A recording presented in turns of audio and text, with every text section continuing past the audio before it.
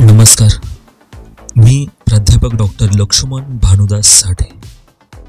मी एक अभ्यासक असल्याने कामाच्या निमित्ताने महाराष्ट्रभर फिरत असतो.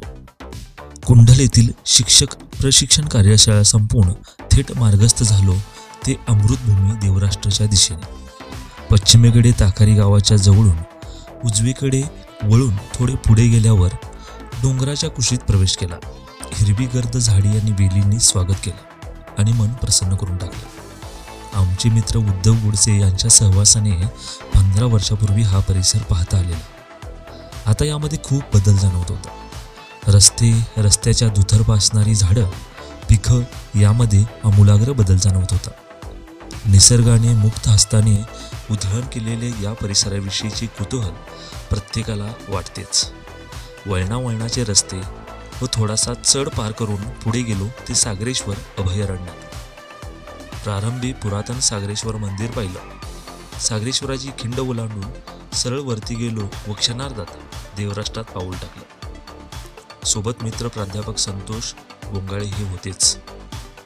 देवराष्ट्र हे गाव म्हणजे महाराष्ट्राच्या आणि देशाच्या जडणघडणीचे शिल्पकार, मुत्सद्दी राजकीय नेते, प्रतिभावंत साहित्यिक आणि विचारवंत यशवंतराव चव्हाण यांची ही जन्मभूमी, अर्थात आजोळ.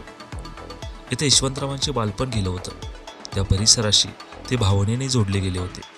अनेक जाती जमातींची त्यांची ऋणानुबंधाची नाती निर्माण झालेली होती. येथील प्रत्येक माणसांबद्दल त्यांच्या मनात आत्मीयता व तितकाच जिव्हाळाही होता. राजकीय कामानिमित्त व सरकारी कामासाठी देशांतर्गत व जगात ते खूप फिरले, पण या परिसराविषयीची ओढ मात्र त्यांच्या मनात कायम घर करून राहिलेली असे. देवराष्ट्र येथील शाळा, शेती, विविध जाती जमातींची माणसं, येथील सोनहिरा ओढा व तो परिसर यानेच त्यांच्या सामाजिक, राजकीय आणि सांस्कृतिक पर्यावरणाच्या जडणघडणीत मोलाची भर घातली. येथील सोनहिरा ओढ्याच्या पाण्यात ते कित्येकदा डुबले.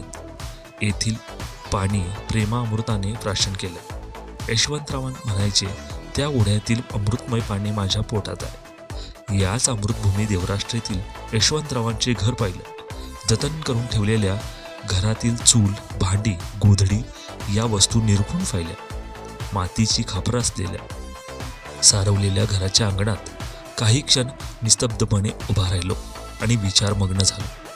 अत्यंत प्रतिकूल स्थितीत शेतकरी कुटुंबात जन्म घेऊन आपल्या कार्यकर्तृत्वाने राज्याच्याच नव्हे तर देशाच्या हृदयस्थानावर आपले अमिट स्थान निर्माण केलेले यशवंतराव त्या क्षणी डोंगरा एवढे मोठे वाटले. जात, धर्म, परंपरेच्या पुढे जाऊन समाजाला सत्यशोधक विचार आणि प्रगत दृष्टी देणारे, आपल्या माती आणि माणसांबद्दल कृतज्ञतेच्या भावनेने वागणारे यशवंतराव वर्तमान काळातील राजकीय नेतृत्व आणि त्यांची विचारदृष्टी पाहिल्यानंतर फार मोठे आदर्श व्यक्तिमत्व होते हे यातून स्पष्ट होते. मनाला प्रसन्न करणारी, अखंड दिशा देणारी काही चैतन्यस्थाने असतातच. त्यातीलच हे एक ठिकाण म्हणजे देवराष्ट्र. खरं तर हे देवराष्ट्र नव्हे तर अमृतभूमी देवराष्ट्र आहे. धन्यवाद.